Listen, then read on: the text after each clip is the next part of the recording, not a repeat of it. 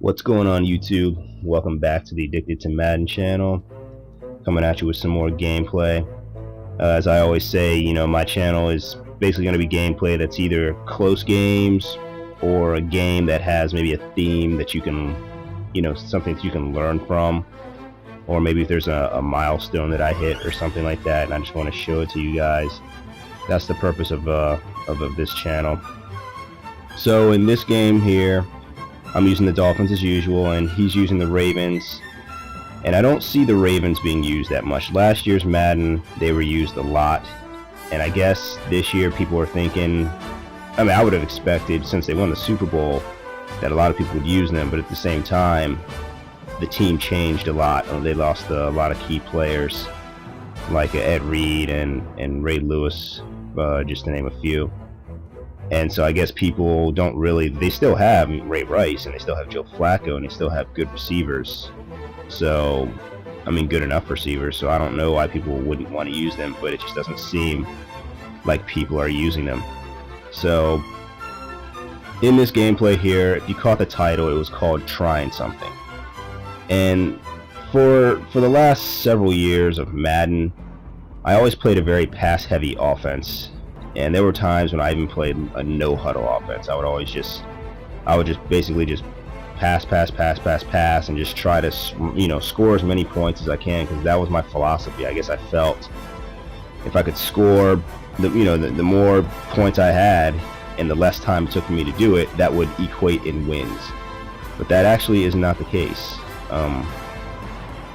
When you're playing in Madden, and the more you win and the higher you go up in skill points and skill level, they start pairing you up against better and better competition. And the better the competition gets, the less mistakes they make. And when you run a pass-heavy offense, it's riskier. It's a riskier offense. Sure, it's more exciting, and you can score more points and everything. And believe me, any coach, if they could run a pass-heavy offense, they would, because you need to have a good quarterback to do that. In Madden, that doesn't really matter, because in Madden, it doesn't matter what quarterback you're using. You could still pass the ball like crazy. You could use backup quarterbacks and make them look like Peyton Manning. So it doesn't really matter. But back to my point, though, you're still at risk, though. It's still a very risky way to play. You can't afford to make any mistakes, and you never know when a quarterback will just decide to be inaccurate at a certain time. You never know when you're gonna have when a player's going to drop the ball, especially if you go for it on fourth down a lot. And obviously on fourth down, you're probably going to be passing anyways, even if it's 4th and 1. But how you got there in the first place, depends on what kind of offense you play. And the more you pass it, the more at risk you are of, turning the ball over and just having bad things happen to you. So I decided I'm going to try something different, and actually this is something I kind of learned from the spiraling game, because the guy that I played, he was very run heavy. In fact, he would run it on 4th and 2. He would go for it on 4th and 2 and run it, and a lot of times convert it. And so that kind of opened my eyes. Now this over the top here really pissed me off. As you can see, I'm up 14-3 at the end of the second quarter, and my plan there, and I did a good job of clock management. I only gave him like 20 seconds. And then my plan there was to do the max coverage. But the one thing I forgot about max coverage is that it's one-on-one coverage for your receivers. So all he has to do is just throw it over the top, and then he's gonna basically, he could possibly potentially beat you.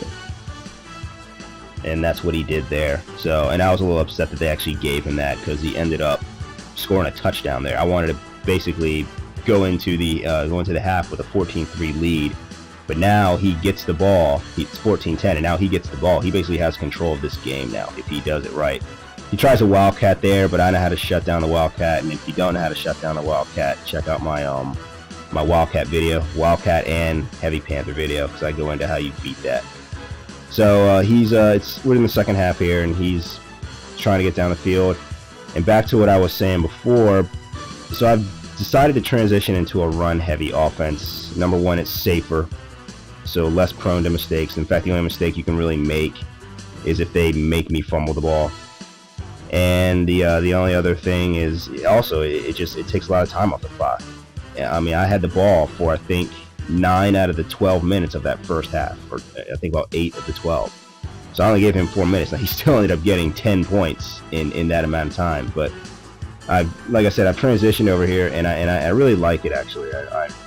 I'm basically running in this game. I'm using running plays out of my regular scheme, but after this game, I eventually switch over to a whole new scheme. I use the pistol playbook, and I'm gonna bring that read option back. I started this year off doing read option, but I was doing it out of shotgun, and it didn't work out for me. But I'm gonna run it out of pistol, not too much, but I just want to have it in there just in case I need it.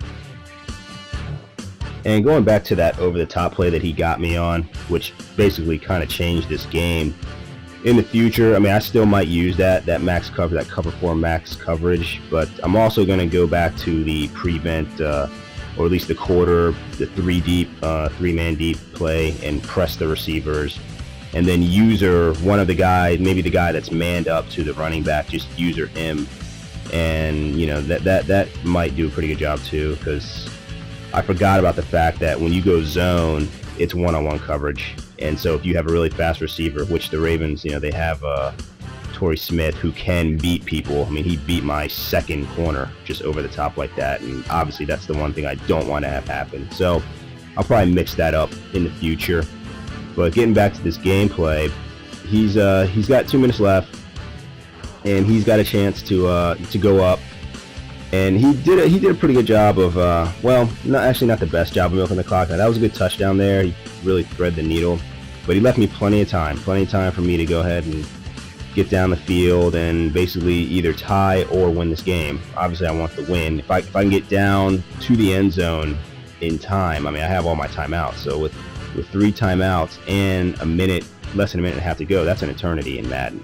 So, and actually, he gets an injury right there, so he actually has to use one of his timeouts.